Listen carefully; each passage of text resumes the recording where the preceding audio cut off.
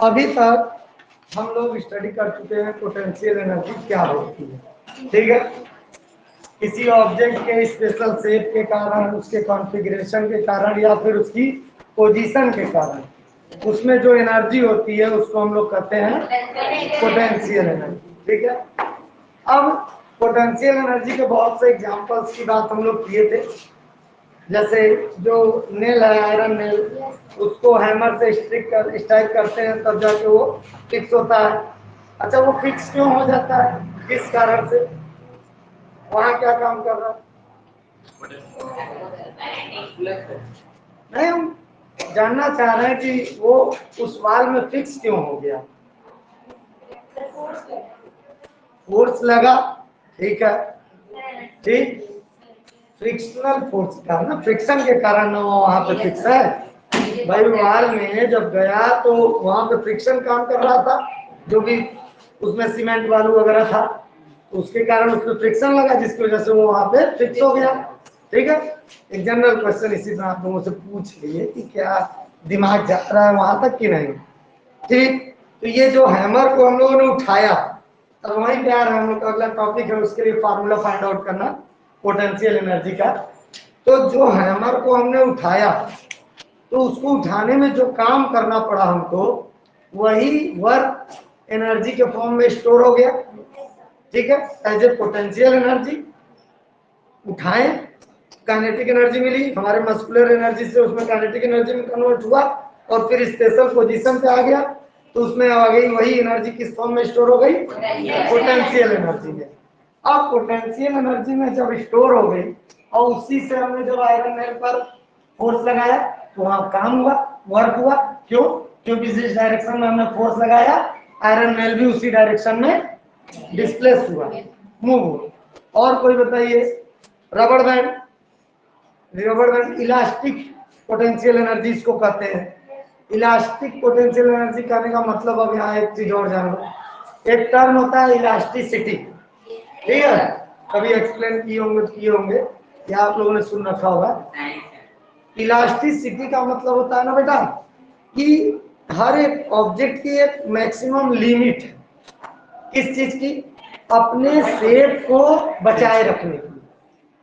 जैसे एक रबड़ बैंड है, उसको आप स्ट्रेच करो तो एक लिमिट है उसकी, जहां तक वो बियर करेगा ना, स्ट्रेच करेंगे वो वहां तक बियर करेगा, उसके बाद क्या होगा, वो टूट जाएगा। कुछ और इस तरह के एग्जांपल ले लेते हैं, ये तो मान लीजिए इसमें नहीं समझ में आया पूरी बात। जैसे कोई क्या चीज, आर्ट, ये भी, ये चलिए अभी हम इलास्टिसिटी पे आ रहे हैं कि चलिए ये भी सही है। हाँ, धनुष बाण देखे ना, जब उसको कोई खिलाड़ी इस तरह से स्ट्रेच करता है तो इसको स्ट्रेच करने में, यानी उस एरो को पीछे खींचने में उसको फोर्स लगाना पड़ा, तो जो वर्क कर रहा है, जिधर फोर्स लगा रहा है उधर तो डिस्प्लेसमेंट हो रहा है, तो ये जो वर्क हुआ यही उसमें पोटेंशियल एनर्जी के फॉर्म में स्टोर हो गया। ये तो वही बात पोटेंशियल एनर्जी थी। अब इस आर्चरी की एक लिमिट है, अगर इस लिमिट तक रख के आप छोड़ देंगे तो वो वापस अपने पुराने शेप में आ जाएंगे, लेकिन उससे ज्यादा फोर्स अगर आपने लगा दिया तो वो डिफॉर्म हो जाएगा, टूट जाएगा, अपने पुराने रूप में वापस नहीं आ पाएगा। तो ये जो मैक्सिमम लिमिट किसी ऑब्जेक्ट के बियर करने की, में परिवर्तन के बियर करने की जो मैक्सिमम लिमिट, इसीलिए इलास्टिसिटी, ठीक है। वहां की क्या इलास्टिसिटी है, इसकी भी तो एक लिमिट है, इससे भी फोर्स लगा देंगे तो ये डिफॉर्म हो जाएगा, टूट जाएगा। और अगर उससे उसकी इलास्टिसिटी से कम फोर्स लगाएंगे तो वो फोर्स लगने के बाद भी अपने नॉर्मल रूप में ही रहेगा। वाल को छोड़ के ऐसी जगह पे देखिए जैसे स्पंज की बॉल, सबने देखा होगा स्पंज की बॉल। अब स्पंज की बॉल को स्क्वीज कीजिए, ठीक, तो जब तक फोर्स लगाए, ठीक, जैसे ही फोर्स हटाए वो अपने पुराने रूप में वापस आ गया। तो इसी को कहते हैं इलास्टिसिटी ऑफ द ऑब्जेक्ट। और किसी ऑब्जेक्ट के शेप में अगर किसी तरह का परिवर्तन करने के लिए हमको कोई वर्क करना पड़ रहा है तो that work is stored in the form of potential energy in that object. उस ऑब्जेक्ट में वही पोटेंशियल एनर्जी के रूप में स्टोर हो जाएगा। तो एक आर्चरी हो गया, उसके बाद कौन सा था? तो ये हैमर वाला, रबड़ बैंड वाला, और कुछ बताइए प्रोफेसर। स्प्रिंग, स्प्रिंग में भी इलास्टिक वाला इलेक्ट्रिक पोटेंशियल एनर्जी का सकता है, क्योंकि भाई बदमाशी ना करिए आपको। हाँ ठीक है, तो इलास्टिक पोटेंशियल एनर्जी के समझ में आया, यानी कुछ अलग चीज नहीं है। अगर कभी पूछ दे कि what is the unit of elastic potential energy, तो हमको इलास्टिक या ग्रेविटेशनल, अब ग्रेविटेशनल पोटेंशियल एनर्जी क्या होता है? भाई ग्रेविटी के अगेंस्ट जो काम करेंगे आप, कोई ऑब्जेक्ट है उसको उठा रहे हैं, तो ग्रेविटी के अगेंस्ट आप वर्क कर रहे हैं ना, तो वो जो वर्क किए वही एनर्जी के फॉर्म में स्टोर हो गया। अब यहाँ पे जो बैग होगा या कोई ऑब्जेक्ट होगा, उसके अंदर एनर्जी स्टोर हो गई ना, due to the special position. ऊंचाई पे वो अगर किसी ऑब्जेक्ट पर गिरेगा तो उसे ब्रेक कर देगा, यानी वर्क करेगा। सही है? तो gravitational potential energy, elastic potential energy, और भी कोई होती ही होगी, देखो यार दो चार नाम नहीं याद आ रहा इस समय, ठीक है? तो कोई भी हो, है सब पोटेंशियल एनर्जी। वहां कुछ ना कुछ वर्क किया गया और वही वर्क उस स्पेशल कंडीशन के कारण उसमें एनर्जी के रूप में स्टोर हो गया। एक क्वेश्चन कहीं मैं पढ़ रहा था कि कोई बर्ड उड़ते हुए जा रही है, तो उसके अंदर कौन सी एनर्जी होगी? पोटेंशियल एनर्जी होगी। उसके ऊंचाई पर है भाई, स्पेशल पोजीशन पे है, उसमें पोटेंशियल एनर्जी होगी। और चूंकि वो मूव भी कर रही है, होगी कि नहीं उसमें करेक्ट? ठीक है, तो इस तरह का और कुछ आपके दिमाग में हो एनर्जी तो बताइए। पोटेंशियल एनर्जी के एक आगे एग्जांपल सब यहाँ से। हाँ बताइए। सीलिंग फैन है, हैंग है वहां पे, उसको वहां टांगा गया होगा ना, तो वर्क किया गया होगा, वही वर्क उसमें पोटेंशियल एनर्जी के रूप में स्टोर है। यहाँ कौन सी एनर्जी होगी? ग्रेविटेशनल पोटेंशियल एनर्जी या इलास्टिक पोटेंशियल एनर्जी? क्योंकि ग्रेविटी के अगेंस्ट हम ले गए। स्विमिंग में कौन सी एनर्जी होगी? भाई वहां तो काइनेटिक एनर्जी पाएंगे। और क्योंकि वहां पे देखिए, वहां पे आप पोटेंशियल एनर्जी इसलिए कहना मुश्किल होगा क्योंकि उसको एक बेस मिल रहा है। वाटर लेवल का जो बेस है वो तो उसके लिए काम कर ही ना रहा है। तो बताइए भाई, आप लोग भी दिमाग लगाइए, स्विमिंग में पोटेंशियल एनर्जी होगा कि नहीं? आप स्विमिंग कर रहे हैं तो आप बेस से तो ऊपर हैं, बीच में दूसरा मीडियम भरा हुआ है वाटर, तो पोटेंशियल एनर्जी होगी। काइनेटिक तो है, मस्कुलर एनर्जी आप यूज कर रहे हैं मूव करने के लिए, मोशन है। पोटेंशियल एनर्जी होगी कि नहीं होगी? जमीन से तो ऊपर है। जो हमारा बेस है वो बेस एक तरह से कांटेक्ट में है, ठीक है? आपके अनुसार क्या होगा बताइए भाई, डिस्कस कीजिए। उसमें कोई बुआंसी फोर्स लग रहा है तो उसका कोई मतलब नहीं। बुआंसी फोर्स को लेकर आप जानना चाह रहे हैं? बुआंसी फोर्स ऊपर की ओर काम कर रहा है, इनका कहना है, तो उसको बैलेंस करने के लिए हमारा ग्रेविटेशनल यानी हमारा वेट भी तो काम कर रहा है। हम लोग यही ना सीखे थे, आखिर तैर कैसे रही है कोई चीज? जब दोनों बैलेंस हो रहे हैं या दोनों के बीच में एक कंडीशन बनती है, ग्रेटर है या लेसर है। पोटेंशियल एनर्जी कहना मुश्किल ही है, क्योंकि जो हमारा अर्थ है, अर्थ पर ही वाटर है और वाटर हमारे कांटेक्ट में है, ठीक है? बेस बन रहा है, स्पेशल पोजीशन का पाना थोड़ा मुश्किल है। चलिए इसको आप लोग भी सोचिएगा, हम भी ढूंढेंगे, थोड़ा ये हम लोग का होमवर्क रहेगा, लेकिन अभी हमारे अनुसार तो मुश्किल है। और कुछ बताइए। पेड़ पर जो फ्रूट है, पेड़ पर जो फ्रूट है उसमें भी पोटेंशियल एनर्जी स्टोर है, ठीक? चलिए, मतलब इस तरह के बहुत से एग्जाम्पल हम लोग ढूंढ सकते हैं। हाँ चलिए, और एग्जाम्पल बुक के, डैम में जो वाटर स्टोर्ड है, स्टोर्ड वाटर, भाई उसमें भी तो एनर्जी है, तभी तो उसको छोड़ते ही वो क्या करता है, वही पोटेंशियल एनर्जी किसमें कन्वर्ट हो जाती है? काइनेटिक एनर्जी में। वही जब वाटर गिरता है टरबाइन पर, तभी तो इलेक्ट्रिसिटी प्रोड्यूस होती है। तो एनर्जी तो एक फॉर्म से दूसरे फॉर्म में हो रही है। बंद था तो पोटेंशियल एनर्जी, गेट खुला काइनेटिक एनर्जी, उसके बाद टरबाइन पर गिरा, वहां भी काइनेटिक एनर्जी है, उससे बदला इलेक्ट्रिकल एनर्जी में। तो एनर्जी एक फॉर्म से दूसरे फॉर्म में कन्वर्ट हो रही है। तो चलिए इसका एक फार्मूला फाइंड आउट करते हैं ताकि हम लोग न्यूमेरिकल लगा पाए। कुछ इस तरह से हम लोग इसकी कहानी लिखेंगे कि स्मॉल एम ऑफ मास का कोई ऑब्जेक्ट है, उस ऑब्जेक्ट पर आप फोर्स लगाकर हम उसे क्या बेटा, स्मॉल एम मास का कोई ऑब्जेक्ट है, उस ऑब्जेक्ट पर आप फोर्स लगाकर उसे h हाइट तक क्या किया गया, डिस्प्लेस किया गया। तो लिखिए let an object of, write it everyone, let an object of mass small m, an object of mass small m lift up to lift up to h height, lift up to h height by applying F force, by applying F force,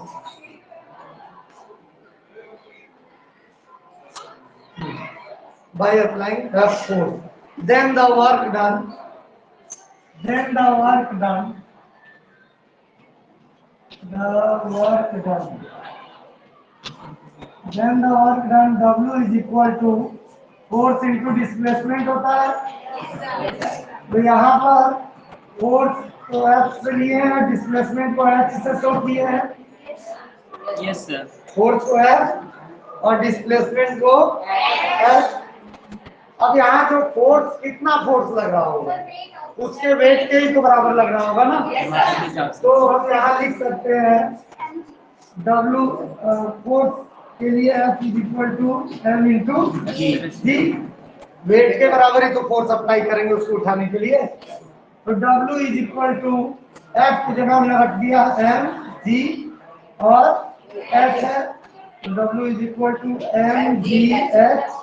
ये तो हुआ work done, और जितना work done किसी object को उठाने में करना पड़ता है वही तो पोटेंशियल एनर्जी के फॉर्म में स्टोर हो जाता है।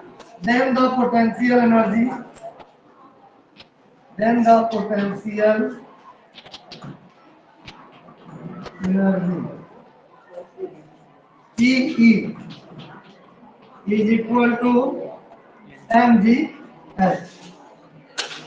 यही एक फॉर्मूला हम लोग का है पोटेंशियल एनर्जी का, एक काइनेटिक एनर्जी का, और उसी में काइनेटिक में दो है, मान लीजिए change in work done is equal to change in kinetic energy. यही कुछ फार्मूले हैं जिन पर बेस्ड हमारा सारा का सारा न्यूमेरिकल होगा, ठीक है। Potential energy is equal to mg h, m mass of the object, g gravitational acceleration है हाइट ऑफ द ऑब्जेक्ट, ठीक है। एनसीईआरटी बुक दीजिए, कुछ न्यूमेरिकल होगा इसमें,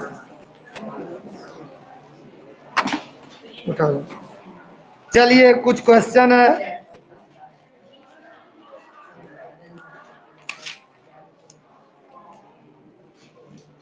ए भाई आवाज नहीं आनी चाहिए, शांत रहिए। व्हाट, अच्छा ये तो पावर के लिए दे दिया है।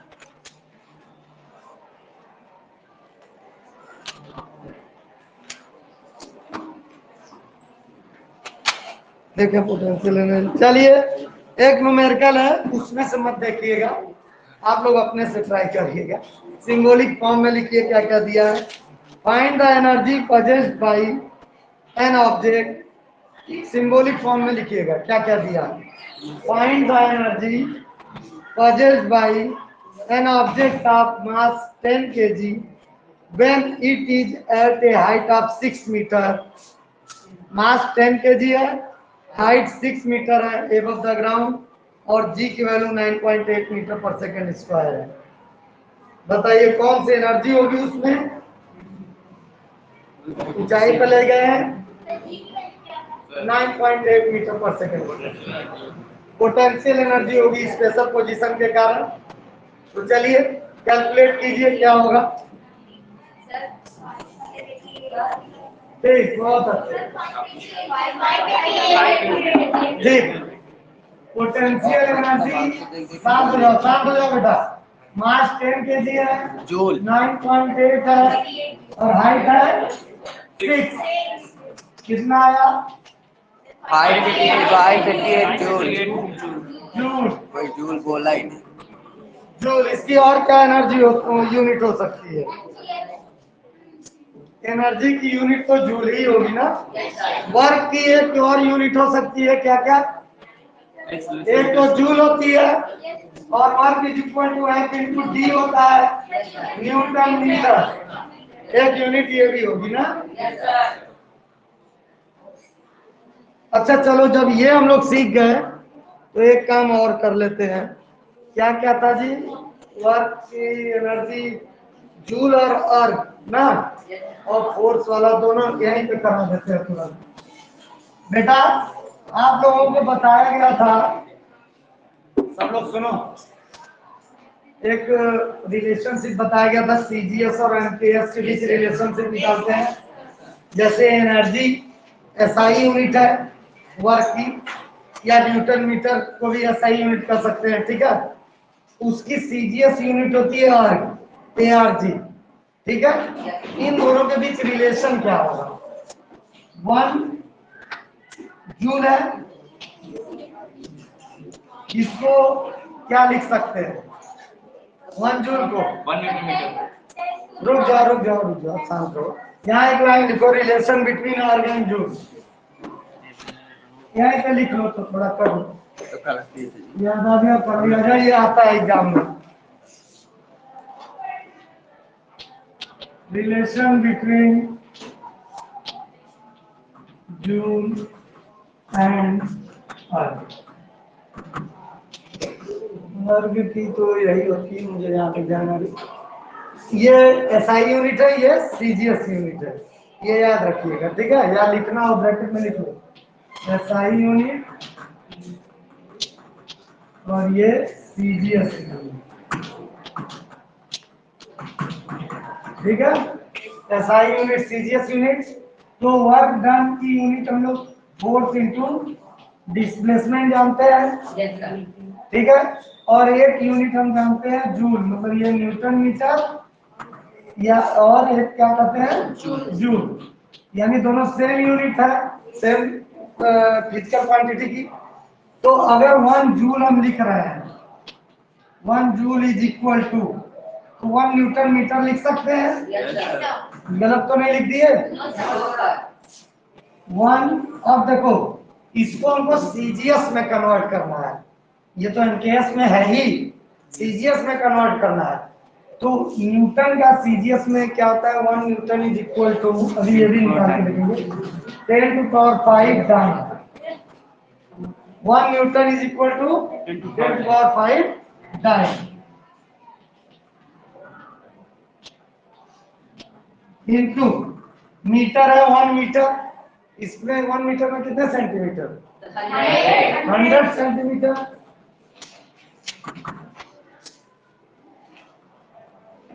अब इसको भी पावर के फॉर्म में कर दीजिए, 10 to power 5 dyne into 10 to power 2 centimetre. ये आया 10 टू पावर 7 डाइन सेंटीमीटर, और इसी को हम लिखेंगे 10 टू पावर 7 अर्ग, ठीक है। 1 जूल। ये बेटा आपके एग्जाम में आ सकता है, और जरूर आ सकता है, क्योंकि मैंने बता दिया, ठीक है। अब ये आप नहीं कर सकते कि आपको आता नहीं है, आपने पढ़ा नहीं, कुछ किया नहीं है हम लोगों ने, बस एसआई यूनिट वाले को सीजीएस में कन्वर्ट कर दिया। अभी इसको भी करके देख लेते हैं, न्यूटन और डाइन के बीच रिलेशनशिप। ओके, इरेज करें सर। चलिए, तो फोर्स की क्या क्या यूनिट होती है जरा लिखिए। एक तो न्यूटन होती है, और दूसरी क्या होती है? फार्मूले से बनाइए। हाँ बस सही है, मतलब दोनों यूनिट सेम है। 1 newton is equal to 1 KG metre पर सेकेंड लिख सकते हैं, तो उसी तरह से करिए। ये हो गया। चलिए,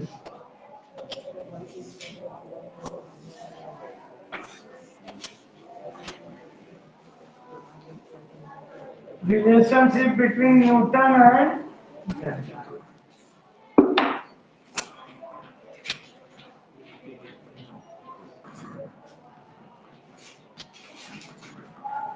चलिए F is equal to M into A, यानी इसकी एक यूनिट होगी न्यूटन, एक तो न्यूटन यूनिट होगी और दूसरी क्या होगी भाई, केजी मीटर पर सेकेंड स्क्वायर। तो हम लिख सकते हैं 1 newton is equal to 1 KG metre पर सेकेंड स्क्वायर। वैल्यू रखिए 1 केजी की वैल्यू ग्राम में 1000 ग्राम, 1 मीटर के लिए 100 सेंटीमीटर और अपान सेकेंड स्क्वायर। तो कोई इसको तो करना नहीं है, ये तो तीनों में रहता है, ये तो एसआई में भी, सीजीएस में भी और एफपीएस में, सब में सेकेंड ही रहता है टाइम की यूनिट। क्यों? अरे जैसे मास की उसमें एमकेएस में केजी होता है, सीजीएस में ग्राम होता है, याद आ रहा है? एफपीएस में पाउंड होता है। तो ये सब तो बदलता है, लेकिन टाइम वाला तो सेकेंड ही रहता है ना, कहीं भी उसमें तो अंतर है नहीं। टाइम की कोई और यूनिट जानते हो तो बताओ, सेकेंड ही तो जानते। तो चलिए इसकी वैल्यू अब रख दीजिए, आ गया 10 to power 5, 10 power 3 plus 10 power into 10 power 2, तो ये हो गया gram centimetre per second square या 10 टू पावर 5 टाइम 1 न्यूटन। ये आया, ठीक है। तो अब इस तरह से कुछ चीजें आप लोगों को बता दी गई। क्या बेटा? फायदा इससे ये है ना, अगर दोनों के बीच रिलेशनशिप नहीं जान रहे हो तो इतना काम करोगे, नहीं तो केवल इतना ही याद है, तुरंत वैल्यू पुटअप करोगे, अपना काम कर लोगे। क्वेश्चन तो आ ही सकता है ना, दे दिया क्वेश्चन फाइंड आउट इन अर्थ, जो भी वर्क है या जो भी वर्क डन है, फाइंड आउट इट इन अर्थ या इन सीजीएस यूनिट, तब ये सब काम करोगे ना। तो अगर इतना याद है तो हम इतना काम क्यों करेंगे, सीधे वैल्यू पुटअप कर देंगे 1 न्यूटन की जगह, तो हमारा काम आसान हो जाएगा। इसीलिए ये सब याद करना, और क्या। दीजिए अब एक दो न्यूमेरिकल और लगाइए पोटेंशियल एनर्जी का। काम इतने का नहीं है, ये सब काम आप भी करोगे, याद आपको ये बॉक्स वाला रखना है, ताकि आपको अगर जरूरत पड़े तो तुरंत सॉल्व करें। चलिए एक क्वेश्चन है, सॉल्व कीजिए इसे। तो पहले एक सिंपल और उसके बाद थोड़ा सा घुमा कर क्वेश्चन दिया हुआ, लिखिए। मतलब लिखना क्या, सुनिए, या लिखने का मन हो तो लिख लीजिए भाई। If acceleration due to gravity is 10 meter per second square, comma, what will be the potential energy of a body? What will be the potential energy of a body of mass 1 kg, kept at a height of 5 meter? Mass 1 KG दिया है, height दिया है 5 metre और जी की value 10 metre पर second square. इसकी value find out कीजिए। बहुत अच्छे, ठीक। ऐसा कोई जिससे अभी कंफ्यूजन हो, कोई भी ऐसा हो तो बेटा बोले। मतलब सीधे सीधे अगर हमको सारे फिजिकल क्वांटिटीज मालूम है तो वैल्यू पुटअप करके हम लोग फाइंड आउट कर लेंगे, सही है। अब चलो इस वाले क्वेश्चन को सुनो, हुआ आया, सीधे फार्मूले में रख कर देना है। अगला क्वेश्चन, इसे ध्यान से सुनो, है ये भी बहुत सिंपल, बस थोड़ा घुमा फिरा दिया। A bag of wheat weighing 200 kg, एक बैग है वीट से भरा हुआ है, उसका 200 kg दिया हुआ है, वेट कर लीजिए, मास कर लीजिए, केजी है mass, to what height should it be raised, to what height should be it raised so that its potential energy may be 9800 joule, 9800 joule, 9800 joule, मतलब और जी की वैल्यू 9.8 मीटर पर सेकेंड स्क्वायर। कितनी ऊंचाई तक उठाए कि उसकी एनर्जी हो जाए 9800 जूल, एच फाइंड आउट करना है। हाँ आसान तो है ही, लेकिन सबके लिए नहीं ना है। प्रॉब्लम ये है, 2-4 लोग के लगाने से काम नहीं बनेगा आपसे, क्लास में सबको आना चाहिए। सब लोग नोट कीजिए सिंबॉलिक फॉर्म में क्या क्या दिया है। मास 200 केजी, मास 200 केजी है sir 5 metre. Height find out करना, मीटर में निकालिए, एसआई यूनिट में, क्योंकि सब एसआई यूनिट में ही है। पोटेंशियल एनर्जी दिया है 9800 जूल और जी की वैल्यू दिया 9.8 मीटर पर सेकेंड स्क्वायर। सब फार्मूला हम जानते हैं। हाँ ठीक, potential energy equal to mg f, potential energy है 9800, मास है 200, जी 9.8 इंटू एच। एच यहाँ लाए, आवाज क्यों आ रही है? 100/200 इंटू 9.8।